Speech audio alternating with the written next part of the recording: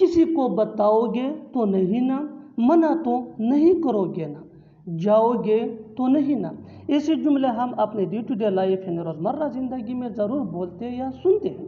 ان جملوں کے لیے انگلش کا یہ اسٹرکچر یوز ہوتا ہے subject plus will not plus V1 یعنی first form of verb plus object plus comma plus will plus subject, اور اگر لکھنا ہو تو کوسچن مارک۔ اچھی طرح سمجھنے کے لیے کچھ مثالیں دیکھتے ہیں۔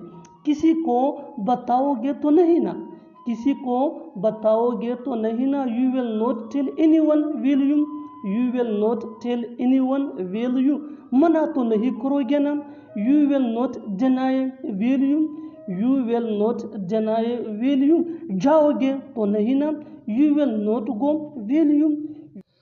تم لاجواب ہو، اس کی سوچ لاجواب ہے، تمہارے چلنے کا انداز لاجواب ہے۔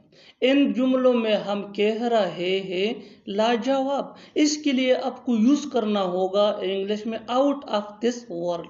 آئیے کمپلیٹ اسٹرکچر دیکھتے ہیں۔ Sentence plus out of this world. Sentence یہ سچویشن یا ٹینس کے حساب سے چینج ہوتا رہے گا۔ آؤٹ آف دس ورلڈ یہ وہی کہ وہی رہے گا، وچ مین لاجواب۔ اچھی طرح سمجھنے کے لیے کچھ مثالیں دیکھتے ہیں۔ تم لاجواب ہو، تم لاجواب ہو، you are out of this world, you are out of this world, اس کی سوچ لاجواب ہے۔ ہر thing is out of this world, ہر thing is out of this world, تمہارے چلنے کا انداز لاجواب ہے۔ The style of your walking is out of this world. اس گھر پر میرا حق ہے، اس گاڑی پر تمہارا حق ہے، اس موبائل پر اس کا حق ہے۔ ان جملوں کے لیے انگلش کا یہ اسٹرکچر یوز ہوتا ہے سبجیکٹ پلس ہیو یا ہیز۔ ہیو یہ آئی ہوئی دے یا پلورل نیم کے ساتھ یوز ہوتا ہے۔ ہیز یہ ہی شی ایٹ یا سنگولر نیم کے ساتھ یوز ہوتا ہے، plus right on plus object. اچھی طرح سمجھنے کے لیے کچھ مثالیں دیکھتے ہیں۔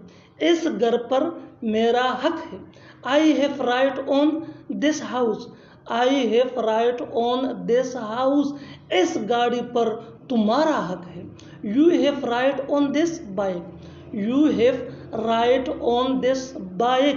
اس موبائل پر اس کا حق ہے، اس موبائل پر اس کا حق ہے، he has right on this mobile, he has right on this mobile. بالکل فارمولے کو ہم سٹیپ بائی سٹیپ فالو کر رہے ہیں۔